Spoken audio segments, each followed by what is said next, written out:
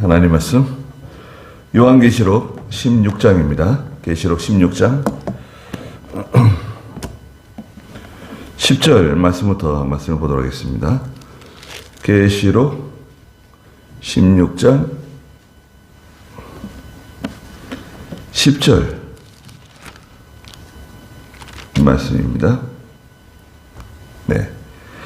다섯째 천사가 그의 대접을 짐승의 보호자에 쏟으니 그의 나라가 어둡게 되었고 사람들이 고통 때문에 자기 혀를 깨물었으며 고통과 종기 때문에 하늘의 하나님을 모독하며 그들의 행위를 회개하지 않았다. 그랬습니다. 네. 16장에는 이제 그 대접재앙 이 기록되어져 있죠. 이 대접재앙은 종말재앙이라고 말씀드렸죠. 마지막 종말의 재앙이다. 그래서 이제 대접재앙은 7개의 대접이 나오는데 금대접이에요. 금대접에 하나님의 진노를 가득 담고 그렇죠. 15장 7절에 말씀하신 것처럼 하나님의 진노가 가득 찬 금대접을 가지고 나와가지고 7 천사에게 하나씩 주면서 이제 땅에다 쏟는 겁니다. 쏟는데 첫째 천사가 16절 2절에 보니까 땅에다가 쏟았죠. 짐승의 표를 가진 자들과 그의 우상에 경배한 자들에게 악하고 독한 종기는 악사상이다, 비진리다, 또 이단 사상이다. 네.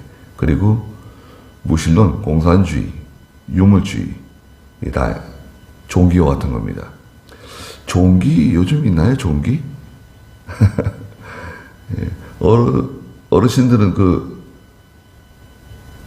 어렸을 때 종기 동네 많이 있었죠.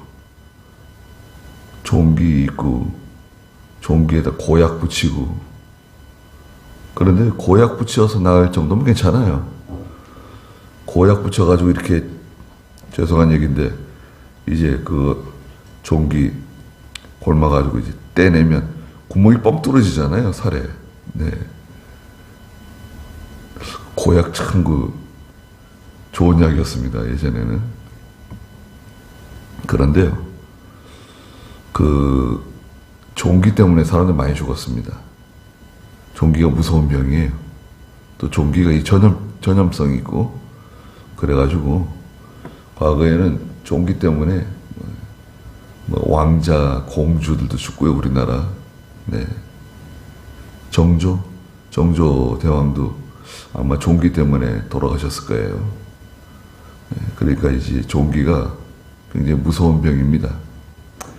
그래서 우상 성전의 사람들 종기 때문에 큰 고통을 당하는데 이 종기는 악사상을 가리킨다. 디모데전서 2장에 디모데후서 2장 16절 17절에 종기와 같은 악사상, 이 헛된 그런 말들. 두 번째 천사가 하나님의 진노의 대접을 바다에 쏟았어요. 바다가 죽은 자의 피처럼 되어가지고 모든 생물이 다 죽게 되었습니다. 이 바다는 세상 나라들인데요. 세상 나라, 민족, 국가, 백성들, 언어들, 세상 사람들이 다 큰 고통 가운데 죽게 된다. 셋째 천사가 대접을 강과 물의 근원에 쏟았는데요. 4절에 보니까 그것들이 피가 돼가지고 이 자연계가 고통당하고 또 생명력을 잃어버린다 말씀하셨습니다. 그리고 8절에 보니까 넷째 천사가 대접을 해에다 쏟았는데요. 해가 권세를 받아 사람들을 불러 태우고 많은 사람들이 해로 인해서 죽게 된다. 그런데 사람들은 회개하지 않죠. 회개할 수 없어요. 회개할 기회를 다 상실한 사람들이에요, 이 사람들은. 여기에는 성도가 들어가지 않습니다. 이 마지막 재앙, 대접 재앙은 분명히 기억을 하세요. 마지막 대접 재앙은 성도가 여기 참여하지 않아요. 예. 하나님 백성들이 이미 다 들려 올라간 거예요. 예. 다 들려 올라가고 예수님 재림하셨고, 그래서 이 대접 재앙은 지상에 남아있는 불신자들, 택함받지 못한 사람들에게 임하는 재앙입니다. 거의 다 죽어요. 지상에 있는 사람들이 거의 다 죽게 됩니다. 이 재앙들 때문에. 자, 오늘 여기 10절 보세요. 다섯째 천사가 그의 대접을 짐승의 보호자에 쏟으니 그의 나라가 어둡게 되었다. 예, 짐승은 세상 나라를 상징한다 그랬죠. 세상 나라, 세상 국가를 상징합니다. 세상 나라의 그 보호자에다가 하나님의 그 진노의 대접을 쏟으니까요. 나라 전체가 큰 그 어둠에 사로잡히게 되었습니다. 어둠. 이 어둠, 우리 집 전기가 이제 풍부하고, 예? 지금 여러분 올해 여름에 우리나라에 에어컨 그렇게 돌리고, 뭐 그 냉방기 그 돌리고 선풍기는 그래 덜한데 에어컨 없는 집이 어디 있습니까? 그렇게 에어컨 돌리고 이래도 한국전력에 뭐 전기가 뭐 위태롭다, 모자라다, 그런 말 못 들으셨죠? 예. 왜 그렇게 됐습니까? 그거 다 멈춰놨던 그 원자력 발전소 돌린 겁니다. 원자력 발전 돌리면 화력 발전 같은 거 안 돌려도 괜찮아요. 화력 발전소는 석탄을 떼는 겁니다. 석탄을 떼가지고 물을 끓여가지고 그 예전에 전기 기관차 있었잖아요. 그런 식으로 전기를 가지고 이 큰 그 발전기 터빈을 돌리는 거예요. 그래가지고 확 돌려서 전기를 생산해서 전기를 보내주는 거거든요. 그런데 원자력은 그 원자, 핵, 봉이죠. 우라늄. 거기서 나오는 열이 어마어마하거든요. 예. 지금도 그 후쿠시마, 일본의 발전소는 돌리지 못하는데 핵 연료봉이 계속 뜨겁기 때문에 그거 식히느라고요. 예? 여러분, 핵 연료봉이 너무 뜨거워가지고 지금 운전을 안 해요. 전력을 생산하지는 못하는데 그것이 꺼지질 않아요. 식질 않아요. 그 식지 않으면 큰일 납니다. 폭발하면 핵폭발하니까요. 그 바닷물로 계속 식히는 거예요, 그걸 식혀가지고 내보내느냐 내보내지 않느냐, 그겁니다. 그 오염수라 그러죠. 그 핵봉을 식히는데 그 뜨거운 물을 식혀가지고 처리, 그걸 이제 바다로 보내느냐 보내지 않느냐, 그거 가지고 이제 시끄러운 거예요. 바다로 내보내도 아무 문제 없는 겁니다. 바다로 내보내도 아무 문제 없는 거예요. 우리나라도 내보내고 있고요.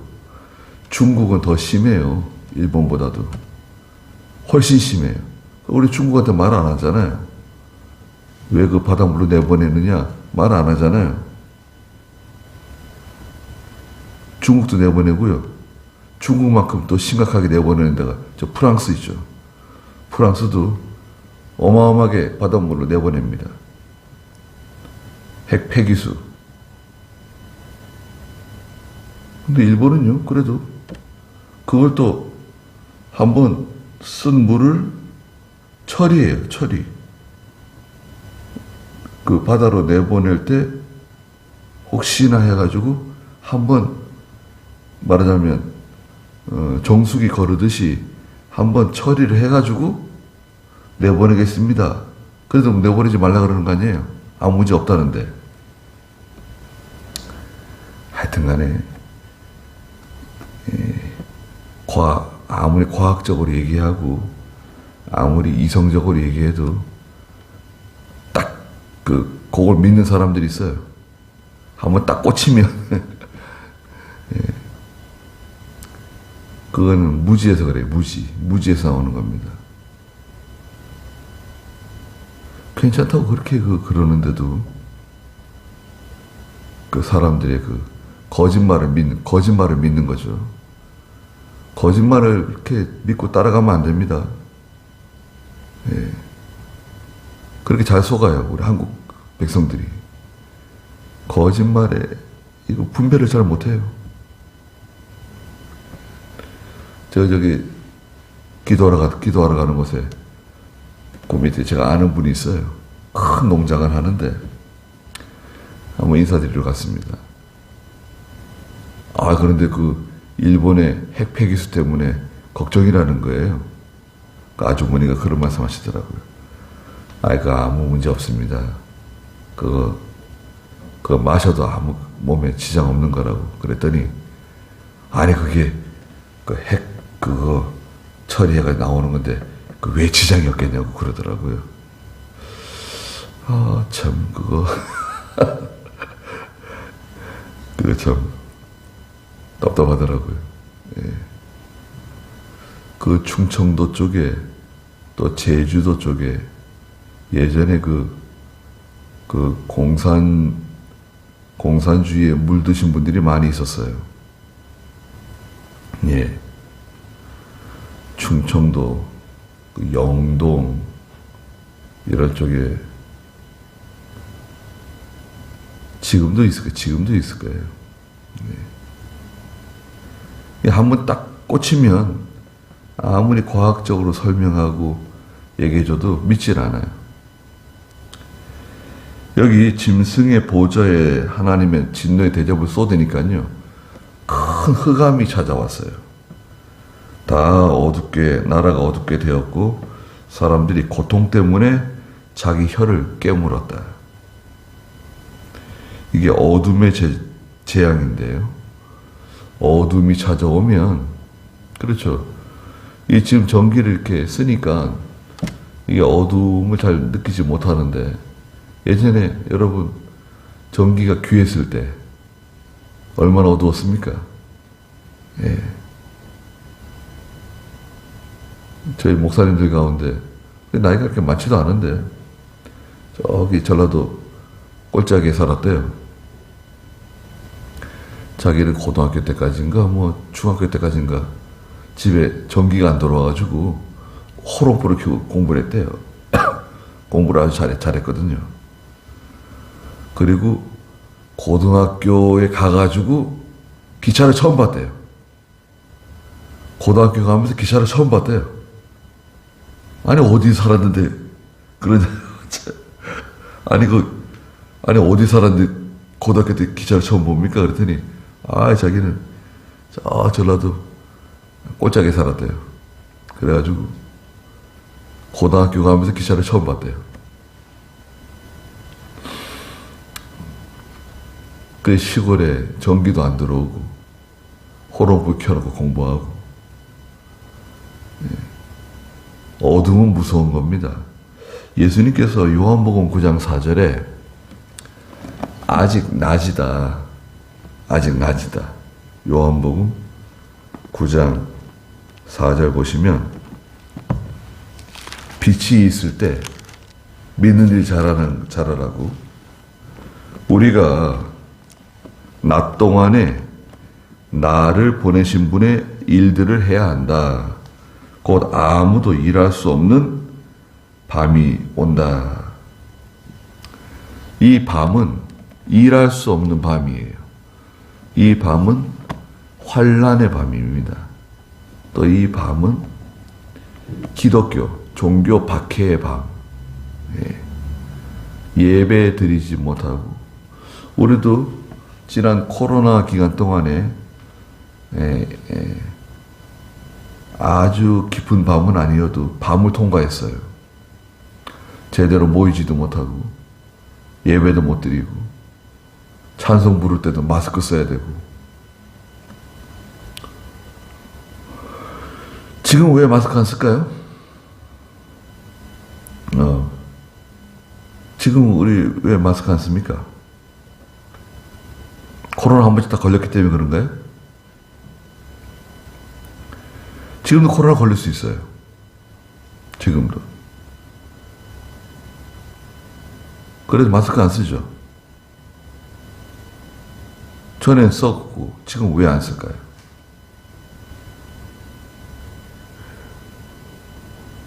그게요. 사람을 그렇게 만든 거예요.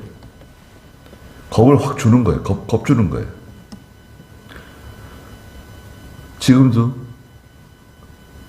방송, KBS, MBC, 또 신문, 방송을 통해 가지고 막 겁을 주면요, 또 다 쓸 거예요. 똑같은데, 상황은 똑같은데 겁을 먹은 사람은 쓰고 그렇게 되는 겁니다. 겁을 줬어요. 모이지 말라고. 예배당에 모이지 마라. 찬송 부르지 마라. 밥 먹으면 안 된다. 아주 이런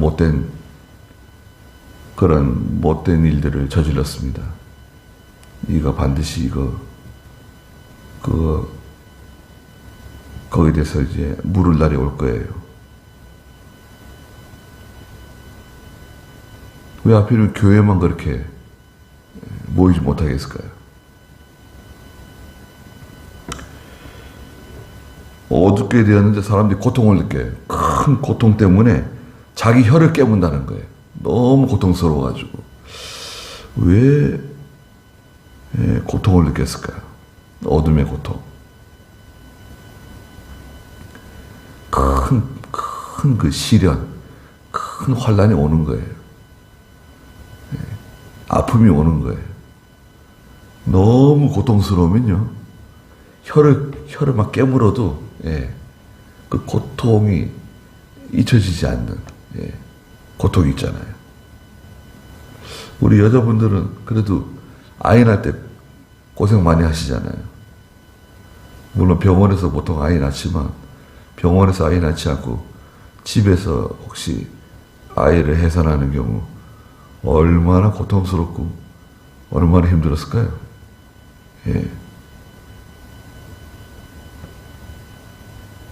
그런데 진짜 아프면요, 눈도 안 떠지고요. 아프면 눈이 안 떠지더라고요. 저도 요로결석 때문에 한번 고생한 적이 있는데, 요로결석이 오니까요, 얼마나 아픈지 이 눈이 이게 안 떠지더라고요. 말도 잘 안 나오고요. 그리고 몸이 막 움츠러들었는데 다리가 펴지질 않아요. 너무 아프니까. 사람들이 와가지고 막 다리를 피는데도 다리가 펴지질 않아요. 다리를 펴보라 그러는데도 다리가 안 펴지더라고요. 아프니까. 너무 아프니까 사람들이 자기 혀를 깨문다는 거예요. 이게 5번째 대접재앙. 11절에 고통과 종기 때문에 하늘의 하나님을 모독하며 그들의 행위를 회개하지 않았다. 고통과 종기. 아까 종기는 디모데후서 16장 16절과 17절에 종기는 악사상이라 그랬죠. 디모데후서 한번 볼까요? 디모데후서 2장 16절. 속되고 헛된 말들을 피하여라. 그런 말을 하는 자들은 점점 더 불경건해지고 그들의 말은 악성 종양처럼 퍼져나갈 것이니 그들 가운데 후메네오와 빌레도가 있다. 그 사람들의 말은 악성 종양과 같다는 거예요. 악성 종교 같다는 거예요. 속되고 헛된 말들, 성경을 잘못 가르치고 그런 비진리, 그릇된 교훈, 이단적인 교훈, 성경을 가지고 사람들을 미혹시키고 죄를 짓게 만드는 그런 교훈들, 그게 종기 같아요. 사람들이 큰 그 고통과 종기 때문에 하늘의 하나님을 욕해요. 하나님을 모독해요. 그러면서 그들의 행위를 회개하지 않는다. 보통은 이제 어려운 일을 만나고 힘든 일을 만나면 하나님께 엎드리고 회개할 텐데 회개하지 않아요. 이때는 회개하는 때가 아닙니다. 회개할 수 없어요. 12절에 자 이제 6번째 천사입니다. 6째 천사가 그의 대접을 큰 강 유프라테스에 쏟으니 그 강의 물이 말라 동방에서 오는 왕들의 길이 준비되었다. 6째 천사가 하나님의 진노가 가득 담겨있는 대접을 가지고 가서 큰 강 유프라테스에다가 쏟았어요. 쏟으니까 유프라테스 강이 다 말라버려가지고 동방에서부터 오는 왕의 길이 열렸다는 거예요. 여러분, 강이 말랐어요. 유프라테스 강이.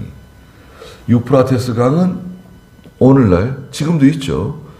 저기 이라크, 쿠웨이트 이쪽에 있어요. 그쪽에 이제 흐르는 강입니다. 거기 그 유프라테스 강이 마르니까 저쪽 동쪽에서 오는 왕들의 길이 열렸다는 거예요. 강바닥이 말랐으니까요. 그냥 침입해서 들어오는 거죠. 유프라테스 강은요, 여기서 가르치는 것은 교회와 세상을 구분짓는 이상적인 국경이에요. 하나님의 세계와 세상을 구분짓는 이상적인 국경이라고요. 이 국경선이에요. 유프라테스 강이. 교회와 세상, 하나님의 나라와 세상. 근데 이 유프라테스 강이 마르게 되면 어떻게 될까요? 그러면 세상이 교회에 들어오고 교회가 세상으로 나가요. 하나님의 세계를 세상이 침입하게 되죠. 경계가 허물어진 거예요. 이게 교회인지 세상인지 예수 믿는 성도가 예배당에 있을 때는 성도 같은데 세상에 나가면 뭐 할 거 다 하고 세상 사람처럼 살아가고 술 마시고 음행하고 온갖 죄를 다 짓고 또 주일날 예배당에 와서 또 하나님 찬송하고 기도하고 복을 달라 그러고 유프라테스 강이 마르는 거예요. 유프라테스 강이 말라가지고 동방에서 오는 왕들의 길이 준비되었다. 그래서 세상이 교회 가운데 들어오게 되었습니다. 타락하는 거죠. 지금은 어떤 것 같습니까? 오늘날 우리 한국 교회는 세상이 교회 안에 들어왔나요? 들어오지 않았나요? 교회가 세상으로 나갔나요? 세상이 교회에 많이 들어왔죠. 교회들이요. 여러분 보세요. 우리는 지금 성가대가 없잖아요. 또 우리 교회는 드럼도 없고 우리 교회는 뭐 기타, 전자 기타나 무슨 기타도 없고 신디사이저는 전자 피아노 있잖아요. 얘는 노래 부르는 무슨 가요 뭐 세상 노래 부를 때 그 쓰는 피아노, 전자 피아노 있어요. 신디사이저라 그러죠. 그런 것도 우리는 쓰지 않잖아요. 그런데 벌써 우리 한국 교회에 또 우리 장로 교회에 저는 그렇지 않은데 지금은 대다수 교회가 교회 드럼이 들어와요. 드럼. 막 부고 치는 거예요. 드럼을 치고 기타를 연주하고 전자기타 찡찡거리고 신디사이저 막 누르고 그럽니다. 괜찮죠? 아무 문제 없는 것 같아요. 무슨 문제가 있을까요? 요한복음 4장에 보면 예수님께서 그런 말씀을 하셨어요. 예배할 때가 오는데 하나님께 예배할 때는 신령과 진정으로 예배해야 된다. 예배는 신령과 진정으로 예배를 드리는 겁니다. 예배는 하나님께 영적으로 예배를 드리는 거예요. 영적 예배라고요. 사람들이 모여서 찬송 부르고 또 하나님 말씀 듣지만 예배는 영적인 거예요. 그런데 이런 영적인 하나님의 세계에서 사용하는 악기도 조심해야 돼요. 원래 예전에 우리 이 청교도 교회는요, 피아노도 쓰지 않았어요. 피아노야, 술집에서도 저 피아노를 쓴다. 술집에서 쓰는 악기가 예배당에 들어오면 되겠냐. 이래가지고 피아노도 예배당에 들어오는 것을 금지시켰어요. 그 정도였습니다. 피아노가 상당히 고상한 악기인데, 피아노조차도 술집에서 이제 피아노 쓰고 이제 그러니까 피아노 못 들어오겠어요. 피아노가 들어오고 뭐 파이프 오르간 설치한 교도 있죠. 그거 너무 비싼 거 성도들이 하나님께 감사해서 드리고 11조 드리고 어려운 가운데서도 하나님께 드린 물질을 가지고 부자 교회들 돈이 많다고 교인들이 많다고 그냥 비싼 그 파이프 오르간 막 설치하고 그게 정당한가요? 돈이 많아도 그렇게 하는 거 아닙니다. 벌써 오래됐어요. 오래된 얘기예요. 그리고 아무 악기들이 막 들어오고 말이죠. 어떤 교회는요, 뭐 많은 교회들이 그런 것 같아요. 여기 교회에 작은 연주자들이 있어요. 첼로도 있고 바이올린도 있고 비올라도 있고 뭐 여러 가지 악기들이 연주합니다. 성가대와 함께 연주해요. 근데 이 사람들은요, 그 교회에서 월급을 받고 일하는 사람들이에요. 원래 이 교인들이 아닌 사람들도 있어요. 교인이 아닌데 연주자인데 와서 연주하고 교회에서 월급을 받아요. 봉사가 아니에요. 지휘자도 월급 받고, 여러분 교회에서 성가대 지휘하고 월급 받고, 피아노 치고 월급 받고, 바이올린하고 월급 받고, 첼로하고 월급 받고. 그렇게 꼭 해야 되는가요?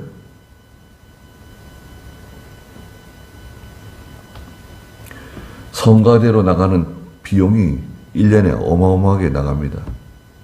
성가대 뭐 회식한다, 성가대 여행 간다, 성가대 무슨 단합대회를 한다, 뭐 할 때마다 계속 비용이 나가고 거기에 지출을 해줍니다.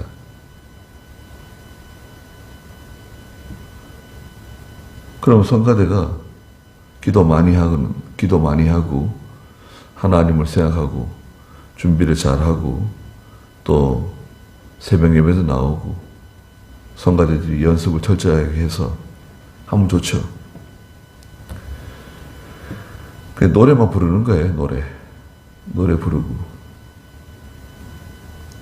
저도 어렸을 때부터 성가대 생활을 해봐가지고 성가대 잘합니다. 그래서 여러분, 세상이 교회에 들어오고 교회가 세상으로 나가서 새 속화된 교회. 이게 말하자면 유프라테스 강이 말라버린 거예요. 여섯째 천사가 대접을 유프라테스 강에 쏟으니까 유프라테스 강이 말랐어요. 그래서 이 대접 재앙은 성도가 받는 재앙이 아니라 그랬죠. 성도가 받는 재앙은 아니지만 말세가 되면 될수록 비슷한 현상들이 일어나고 있는 거예요. 지금 오늘날 우리 교회들에게. 그러니까 동방에서 오는 왕들의 길이 준비되었다. 네. 마귀들이 들어오는 겁니다. 대적들이 들어오는 거예요. 동방은 원수들이 이제 몰려오는 거예요. 뜨거운. 예. 아라비아 쪽에서 막 이제 원수들이 들어오는 거죠. 13절에 또 내가 용의 입과 짐승의 입과 거짓 선지자의 입에서 개구리 같은 더러운 새 영이 나오는 것을 보았다. 그랬습니다. 개구리 같은 더러운 새 영은 마귀의 영입니다. 마귀의 영. 그런데 용의 입, 용은 누구라 그랬죠? 용은 마귀입니다. 12장 9절에 보면 용은 마귀라 그랬어요. 큰 용, 옛뱀, 마귀. 용의 입, 또 짐승의 입. 짐승은 세상 나라 국가라 그랬죠. 그 다음에 거짓 선지자의 입에서 나오는 개구리 같은 더러운 새영. 개구리 같은 더러운 새영은 마귀의 영을 말한다 그랬죠.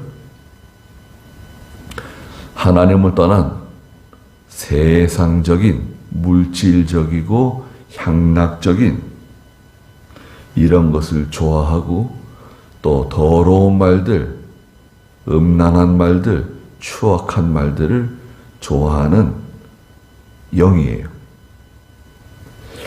개구리 같은 영이라고 그러셨는데, 개구리는 양서동물이죠, 여러분. 개구리는 양서동물이라 그래가지고, 개구리는 땅에서도 살 수 있고요. 물 밖에 나와가지고도 개구리가 번쩍번쩍 잘 다니죠. 또 이 개구리는요, 물 속에서도 삽니다. 물 속에 들어가가지고도 한참 동안 안 나와요. 예. 양서동물. 땅 위에 올라오면 땅에 육지동물 같고, 물에 들어가면 물 속에서 사는 동물 같아요. 왔다 갔다 하는 거죠. 예. 하나님의 세계에 들어오면 성도 같고, 세상에 나가면 세상 사람 같고, 구분이 안 되는 왔다 갔다 하는 사람, 양서동물과 같이. 또 이 개구리는요, 여러분, 여름철에 특히 비 오기 전날 들판에 고요하게 여름 저녁이 이제 깊어가는데 갑자기 누구네 눈에서 개구리가 웁니다. 개골 울기 시작하면 갑자기 여기저기서 그냥 또 개구리들이 개골 그러면서 온 들판에 다 그냥 개구리 소리로 그냥 시끄럽죠. 아유, 개구리 뭐 얼마나 시끄럽습니까? 그게 뭐 시골에서야 뭐 좋죠. 개구리들이 밤에 노래를 부르니까 좋긴 한데, 오늘 여기 성경에서 개구리의 영이라고 말할 때 이 개구리의 특징을 말씀하시는 거예요. 예. 말하자면 시끄러워요. 시끄럽고 요란하고, 예. 뭘 별것도 없는데, 예. 뭘 중요하지도 않고, 예. 별것도 없는 것을 계속 떠들어대는 거예요. 개골 떠들어대는 거예요. 그리고 대부분 거짓말입니다. 여러분, 여기 거짓 선지자의 입, 또 용의 입, 짐승의 입에서 나오는 말은 다 거짓말이에요. 사람을 미혹하는 말이에요. 속이는 말이에요. 우리의 신앙과 맞지 않는 말이에요. 그런데 이것은 개구리 같은 더러운 새 영으로부터 나오는 거예요. 마귀의 영입니다. 마귀예요.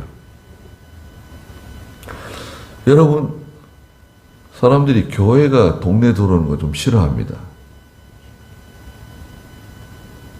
왜 싫어할까요? 교회가 시끄럽다는 거예요. 교회가 동네 들어오면 집값이 떨어진대요. 여기도, 이 동네도 누가 저한테 집값이 떨어진다는 거예요. 집값이 얼마나 비싼데 집값이 떨어지냐고. 우리 교회는 그렇게 시끄러운 교회가 아니다. 그런 교회가 아니다. 그래도 안 된대. 교회가 막 새벽부터 시끄러워요. 새벽부터 막 북을 치는 교회, 통성 기도를 하고, 방언 기도를 하고, 막 그냥 음악을 틀어놓고, 막 소리 지르면서 기도하는 거예요. 창문을 닫아놓고 하는데도 주변에 있는 사람들이 막 시끄럽다고 막 민원이 막 들어가는 거예요. 그러면은 교회는, 죄송합니다. 미안합니다. 고쳐야 되는데, 이건 마귀들이 또 우리를 또 이게 해방한다 그러고, 마귀 역사가 나타났다 그러고, 또 이제 그렇게 나가는 거예요. 자기들이 잘못해놓고 왜 그걸 마귀 역사라 그래요? 네. 다른 사람 잠도 못 자게 하고, 고원하게 잠자는데 그냥 시끄럽게 그냥 기도한다 그러고. 그러니까, 대전에 어떤 큰 교회인데요. 거기는 교회를 짓는데 그 동네 주민들하고 소송이 붙어가지고요. 교회를 짓겠다. 지으면 안 된다. 시끄럽게 하면 안 된다. 종교 자유다. 우리가 기도하고 찬송 부르는데 왜 반대하느냐? 우리는 한다. 이게 마귀 역사다. 하지 마라. 막 계속 싸우다가요. 교인들이 대부분 떠났어요. 그 교회를. 그리고 그게 큰 교회였는데 한 5천 명 가까이 모이는 교회였다는데 또 목사님도 괜찮은 것 같아요. 우리 교단은 아닌데 목사님도 뭐 괜찮은 것 같은데 그 이상한 고집을 부리고 말이죠. 그러다 그 목사님도 암에 걸려가지고 돌아가셨어요. 신경 많이 썼겠죠. 뭐더러 그렇게 합니까? 조용하게 해달라 그러면, 알겠습니다. 조용하게 하겠습니다. 조용해야 됩니다. 교회가. 원래 우리 교회는요, 시끄러운 곳이 아니에요. 교회는 시끄러운 곳이 아닙니다. 교회가 서로 다투고 싸우고 분쟁하고, 교회가 예수 믿는 성도가 가면 분쟁하던 곳이 평화로워지고 화평하게 되고 서로 친절하고 사랑하고 이렇게 되는데, 이거 뭐 예수 믿는 사람이 가기만 하면 싸우고 다투고 소송하고 그냥 시끄럽게 하고 사람들 상처 주고. 저 어떤 분을 만났는데요. 좋은 분이에요. 나이가 많이 드셨어요. 한 15년 전에 만났었는데, 점잖은 분이에요. 60 됐나? 네. 만났는데, 자기가, 집이 종로래요, 종로. 종로가 자기 집이고, 청년부까지 열심히 했대요, 교회를. 아주 열심히 신앙생활 했대요. 근데 지금 지금은 안 다닌대. 왜 안 다니시냐고 했더니, 교회에서 너무 상처를 받았대요. 목사님 때문에. 목사님 때문에 자기가 너무 상처를 받아가지고 교회 나갈 마음이 없어졌다는 거예요. 그래가지고 제가 대신 사과드립니다. 죄송합니다. 그래도 교회 나가셔야 된다고. 예.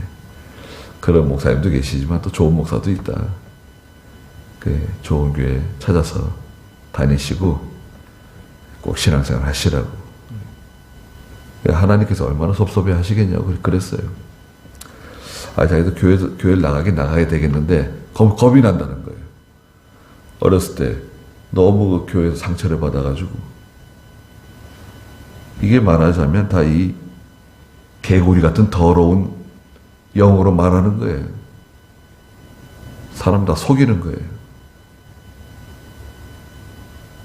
그들은 14절에 그들은 누굽니까? 용의 입, 짐승의 입, 거짓 선지자의 입으로 말하는 개구리 같은 더러운 영으로 말하는 새 영. 그들은 첫째, 표적을 행하는 악령들이다. 자 보세요. 놀라운 일들이 벌어져요. 아니 이게 마귀 역사인데 거기서도 놀라운 일들이 벌어집니다. 여러분 놀라운 일 찾아가면 큰일 납니다. 여러분 절간에서도 이적이 일어나요. 절간에서도. 중들도 할 수 있어요. 중들도. 무당, 점쟁이도 놀라운 일 보여줄 수 있습니다. 아니 놀라운 일 따라가려면 신앙생활 못해요. 여기도 그들은 표적을 행하는 악령들이다. 또 전능하신 하나님의 큰 날에 있을 전쟁을 위하여 온 세상의 왕들을 모으려고 그들에게 갔다. 마지막 전쟁, 하나님의 큰 날에 있을 전쟁을 위하여 왕들을 모으기 위해서, 여러분 하나님의 큰 날을 위해서 세상에 왕들을 모으는 거예요. 악령이 나가서. 왜 왕들을 모으죠? 이제 마지막 전쟁, 우리가 소위 말하는 아마겟돈 전쟁이라 그러죠. 아마겟돈 전쟁. 아마겟돈이라고 하는 들판이에요. 들판. 여러분 아마겟돈이라고 하는 지역은 넓은 평야지대예요. 거기서 이제 최후의 전쟁이 벌어지는데 그 전쟁의 이름을 이제 아마겟돈 전쟁이라고, 마지막 전쟁이라고 우리가 말하죠. 자, 세상 왕들은 모으러 나갔습니다. 그들에게 갔습니다. 15절에 보아라, 내가 도둑같이 올 것이니 누구든지 깨어서 자기의 옷을 지켜 벌거벗은 채 다니지 않고 자기의 부끄러움을 보이지 않는 자가 복이 있다. 자, 예수님께서 오실 때 어떻게 오시느냐? 내가 도둑같이 올 것이니. 도둑같이 온다는 건 뭔가요? 아무도 생각지 못한 시간에 다 잠들어 있을 때, 아주 깊이 잠들었을 때. 그래서 경찰청에서 이제 그 자료를 냈어요. 지금은 밤도둑이 거의 사라졌습니다. 여러분 보세요. 지금도 도둑질하는 사람들이 있긴 있는데 그 사람들 참 위험한 사람들입니다. 그런데 전에 도둑이 많았을 때 있잖아요. 예전에 도둑이 많았잖아요. 밤도둑이. 주로 몇 시에 도둑이 많이 들어온다는가요? 사람들이 깊이 잠들었을 때, 새벽 2시에서 4시 사이에 도둑이 많이 들어온다는 거예요.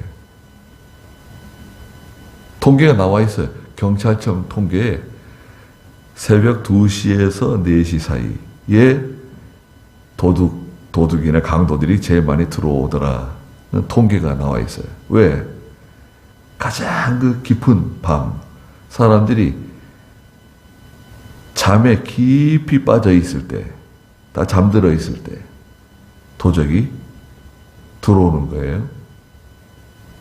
예수님께서 세상에 오실 때, 그때는 영적으로는 캄캄한 밤이에요.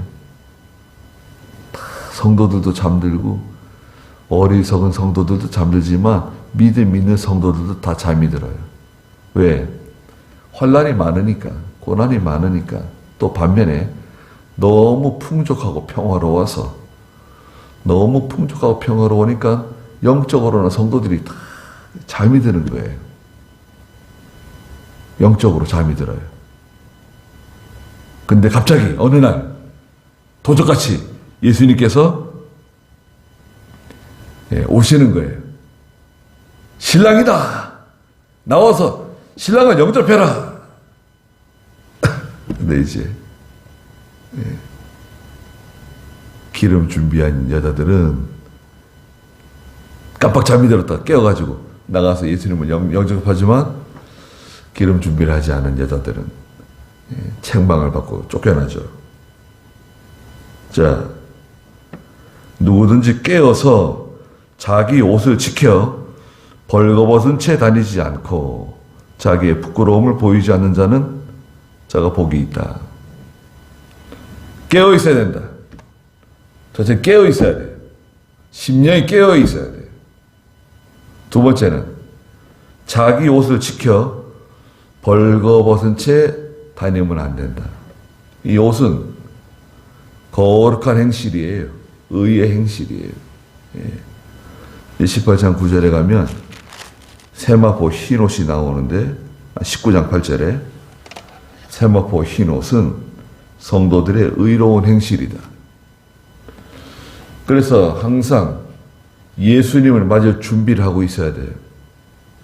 이 옷을 입고 있다고 하는 것은 준비한 상태예요. 군대에서도 예전에 5분 대기조가 있었죠.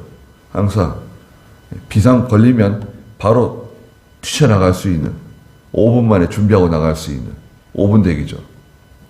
와 같이 그래서 지금 잠자리에 들 때 옷을 다 입고 자라는 게 아니에요. 이것은 영적으로 준비되어 있어야 된다는 거예요. 성도들의 거룩한 의의 옷을 입고 믿음 잘 지키면서 깨어있는 생활을 해야 된다는 것입니다. 깨어있어야 돼요.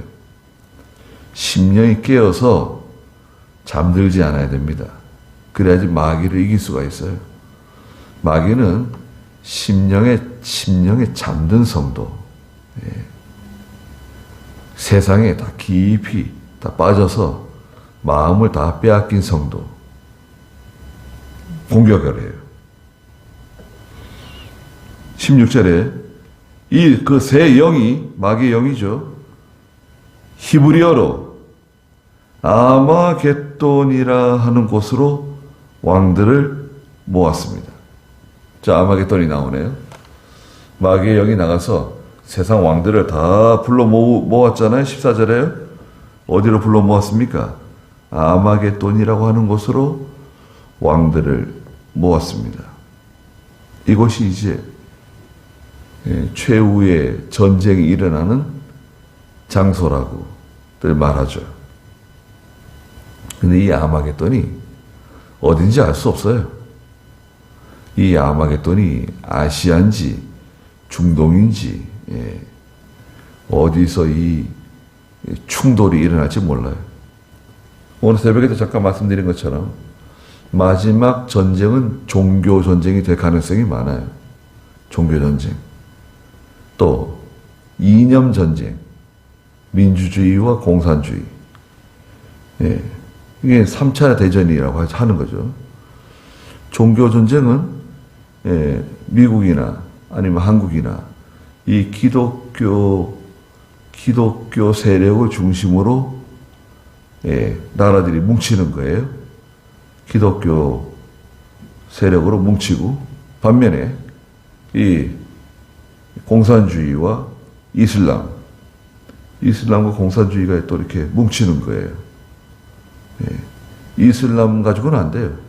뒤에도 나오지만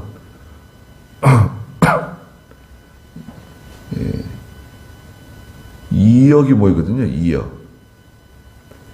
2억의 군사들이 모여서 전쟁한다고 그랬는데 확실히 2억인지 아니면 다른 뜻이 있는 것인지 잘 모르겠지만 2억을 만들려면요, 러시아, 중국, 이슬람을 다 긁어 모으면 2억이 돼요. 군사력 2억. 어디서 전쟁이 일어날지 모릅니다. 이 아마겟돈이라고 하는 것은 어떤 그냥 의미가 있는 그런 명칭이에요. 거기서 이제 전쟁이 일어나는 건데, 불이 탁 붙는 겁니다. 불씨가 떨어져가지고 불이 탁 붙으면 전쟁이 일어나는 거예요. 사소한 문제 때문에 전쟁이 일어납니다, 여러분. 사소한 문제 때문에 전쟁이 일어나요. 요번에 윤석열 대통령이 북한에서 만약에 무슨 도발을 한다. 그러면 1초도 생각할 것 없이 반격을 해라. 우리를 향해서 총을 쏜다? 그럼 가만히 있으면 안 된다. 그럼 뭐 보고하고 따로 할 것도 없다. 그냥 바로 그냥 때려버려라. 그건 잘한 것 같아요. 네. 마저도 가만히 있고. 네. 뭐, 비굴한 전쟁이 일어나는 것보다 비굴한 평화가 더 좋은 거다. 그렇지 않습니다, 여러분. 우리가 일제시대 때 총 한 방 쏘지 못하고 일제 36년 고생했잖아요. 좋아요, 그게? 아니, 싸웠어야죠. 군대가 없었죠. 우리는 군대가 없었습니다. 경찰만 우리나라에 10,000명이 있었어요. 10,000명. 10,000명 가지고 어떻게 싸우겠습니까? 준비를 안 하고 있었던 거죠. 싸울 각오를 해야 돼요. 싸울 각오를 해야지. 싸울 각오를 하지 않고 전쟁하지 않겠다. 우리는 평화주의자다. 우리는 전쟁을 싫어한다. 고상한 것 같아도요. 그것만큼 비굴한 게 어디 있습니까? 지금은 준비 잘하고 있는 것 같습니까? 그래 좀 준비를 하고 있는 것 같은데 항상 전쟁을 할 수 있다. 언제든지 전쟁할 수 있다. 어느 나라와 싸워도 우리가 그 나라를 이기지는 못해도 그 나라에 독침을 쏠 수는 있다. 우리 한국은요. 작잖아요. 우리가 중국하고 붙어서 이길 수 있을까요? 일본하고 붙어서 이기겠다. 좀 힘들어요. 그런데 우리의 전략은 독침 전략입니다. 한국이 가지고 있는 전쟁 전략은 독침 전략이라 그래요. 독침 전략이 뭐냐? 니네가 우리 때리면 니네가 이길 수는 있는데, 근데 너희도 회복하기 힘들 정도로 심각하게 당할 줄 알아라. 우리는 독침 전략을 가지고 있습니다. 독침이 어디 있기에? 우리 독침은요, 휴전선, 저기 서해안, 바닷속에 독침들을 숨겨놨어요. 그래서 만약 공격해온다, 그러면 우리도 확 날아갑니다. 수백 개, 수천 개가 날아가요. 그 도시, 베이징은 베이징, 도쿄면 도쿄, 우리를 공격하는 모스크바는 모스크바, 아주 그냥 다시는 회복되지 못하도록 만들 수 있어요. 우리 핵무기는 없어도요. 독침을 준비하고 있습니다. 그러니까 준비를 하고 있어야 돼요. 깨어 있어야 돼요. 예수 믿는 성도들이 깨어 있어야 됩니다. 17절에 일곱째 천사 그의 대접을 공중에 쏟았다. 공중에 쏟으니까요. 그러자 성전 보좌에서 큰 음성이 나서 말하기를 다 되었다 라고 하니 번개가 치고 요란한 소리, 우레소리가 들리며 큰 지진이 일어났는데 사람이 땅 위에 존재한 이래로 이렇게 큰 지진은 없었다. 일곱째 천사가 마지막 천사가 대접을 가지고 나가서 공중에다가 쏟으니까요. 공중은 인간의 정신계, 정신계 있잖아요. 인간의 정신계를 특별히 의미합니다. 공중에다가 이 하나님의 진노의 대접을 쏟으니까요. 큰 지진이 일어났는데 이 지진은 이때까지 지구상에 일어난 그런 지진이 없었다는 거예요. 이때까지 일어난 지진 중에 가장 무서운 큰 지진이 일어나가지고 다 무너지는 거예요. 19절에 보니까 큰 성읍이 세 부분으로 나누어지고 만국의 성읍들도 무너졌다. 이 지진은요, 사람들이 무너지는 거예요. 갈리는 거예요. 예. 서방, 동방, 중립, 세 부분으로 나누잖아요. 큰 성읍이 세 쪽으로 갈라져요. 나는 자유민주주의다. 나는 공산주의다. 나는 중립이다. 그럼 세 부분 되죠? 또 만국의 성읍들도 무너져 내리는 거예요. 사람들의 마음이 다 이제 갈리는 거예요. 큰 지진이 일어난 것처럼 사람들의 마음이 다 갈기갈기 다 찢어지고 사람들의 마음이 다 흔들리는 거예요. 공중은 인간의 정신계를 의미한다 그랬죠. 사람들의 마음, 사람들의 정신이 다 혼미해져 가지고 가족들도 일치가 안 돼요. 형제들도 하나가 안 돼요. 친구들도 다 갈라서고 다 분열됩니다. 이게 지진이에요. 큰 성읍이 19절 중간에 큰 성읍 바빌론이 하나님 앞에 기억되어 하나님께서 그분의 맹렬한 진노의 포도주잔을 바빌론에 내리셨다.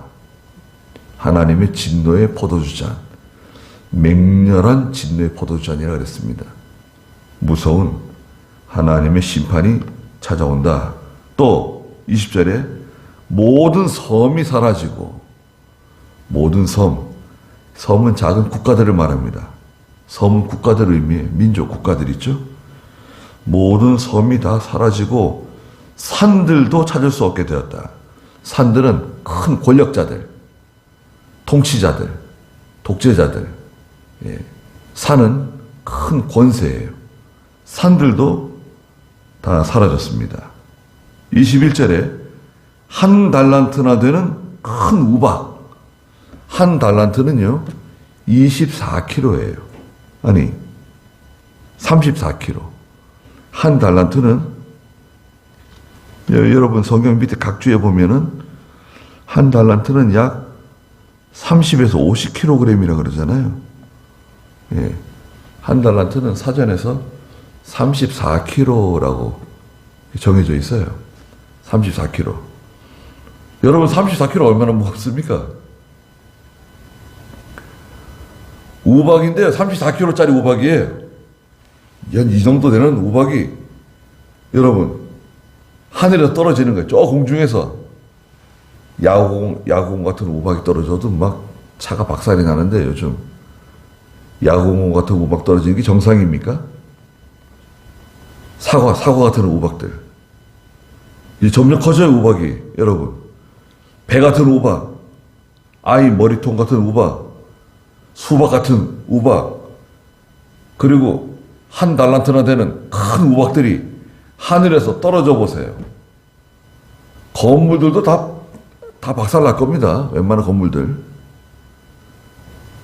한 달란트나 되는 큰 우박이 하늘에서 사람들에게 떨어졌다. 그러자 사람들이 우박의 재앙 때문에 하나님을 모독하였으니 이는 그 재앙이 매우 컸기 때문이다. 하나님의 그 재앙, 진노가 임하면 하나님께 회개하고 하나님께 엎드리고 하나님께 용서를 빌어야 될 텐데 오히려 하나님을 더 대적하고 하나님을 더 모욕하고 더 반발하는 거예요. 반발심이 있잖아요. 온유한 마음으로 회개하고 용서를 빌고 자기가 잘못한 걸 인정하면 되는 건데 이게 안 되는 거예요. 이 종말 재앙의 시대는 회개할 마음이 나오질 않아요. 아예 하나님께서 회개할 마음이 나오지 않도록 다 닫아버리신 거예요. 그래서 오늘 다섯째 천사부터 했잖아요. 다섯째 천사가 대접을 짐승의 보좌에 쏟았더니 큰 어두움이 찾아왔다. 이 어두움은 환난과 고난의 어두움이다. 사람들이 고통과 종기 때문에 하나님을 모독한다. 여섯째 천사가 대접을 큰 강 유프라테스 강에 쏟았더니 강이 말라서 동방으로부터 오는 왕들의 길이 열렸다. 유프라테스 강은 세상과 교회를 구분짓는 이상적인 국경이다. 교회가 세상으로 나가게 되고 세상이 교회 안에 들어와서 타락하게 되고 변질되게 되었다. 또 용의 입, 짐승의 입, 거짓 선지자의 입에서 나오는 개구리 같은 더러운 새 영이 나와가지고 막 떠들어댄다.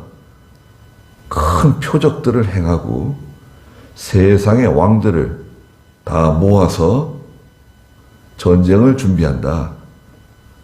예수님께서 도둑같이 우리 가운데 임하실 것이다. 깨어서 자기 옷을 잘 지켜야 된다. 마지막으로 일곱째 천사 대접을 공중에 쏟았더니 전에 없었던 큰 지진이 일어나서 큰 성읍이 세 갈래로 나누어지고 만국의 성읍이 다 무너지고 바빌론도 기억이 되지 않고 다 무너지고 섬들이 사라지고 한 달란트나 되는 큰 우박들이 땅에 쏟아져 내렸다. 무서운 일이죠. 이게 실제로 이루어질 수도 있지만 여기에는 많은 영적인 의미가 있다고 말씀드렸습니다. 여기 16장에 나오는 이 7개의 재앙은 성도들이 받지 않아요. 말씀드린 것 같이. 성도들은 이미 이전에 11장 11절 12절에서 공중으로 다 들려 올라갔어요. 11장에서 성도들은 이미 지상이 없어요. 다 들려 올라갔어요. 예수님 공중 재림하실 때 다 들려 올라가고 이 지상에 남아있는 사람들은 전체가 다 불신자들이에요. 여기에 하나님께서 이 대접재앙을 내리시는데 이 대접재앙은 다른 말로 종말재앙이라 그랬죠. 사람이 거의 다 죽게 돼요. 인류가 이 7가지 재앙으로 인해 가지고 거의 다 죽게 됩니다. 실제로. 오빌의 금과 같이 희귀하게 남을 거라 그랬어요. 사람들이 다 죽게 됩니다. 무서운 재앙이에요. 자, 거기까지 하죠. 기도하겠습니다. 거룩하신 하나님, 저희가 종말 재앙에 대하여 마지막 하나님께서 천사를 통해서 내리시는 하나님의 진노가 가득한 7 대접 재앙에 대하여 저희를 가르쳐 주셨습니다. 이 말씀을 깊이 잘 이해하게 해주시고 마지막 이 재앙이 임하기 전에 성도들은 공중에 들려 올라가서 주님을 영접하게 되지만 말세의 교회, 말세의 성도들 가운데 이제 세상이 들어오고 또 교회가 세속화되고 또 교회가 세상으로 나가는 이런 혼합된 정조를 다 잃어버리는 시대가 도래할 것을 저희들이 가르쳐 주셨습니다. 또 더러운 개구리 같은 더러운 영을 가진 새 영이 나와가지고 거짓 선지자의 입을 통해서 또 짐승의 입을 통해서 거짓말하고 사람들을 속이고 우상의 입을 통해서 악령들의 입을 통해서 사람들을 다 미혹시켜서 진리를 떠나게 만들고 하나님을 떠나게 만들 것이라고 말씀하셨습니다. 저희가 깨어서 자기 옷을 잘 지키는 더럽혀지지 않는 믿음의 성도들이 될 수 있도록 하나님 저희들에게 축복해 주시옵소서. 마지막 시간까지 하나님께서 함께 해주시고 예수님의 이름으로 기도드리옵나이다. 아멘.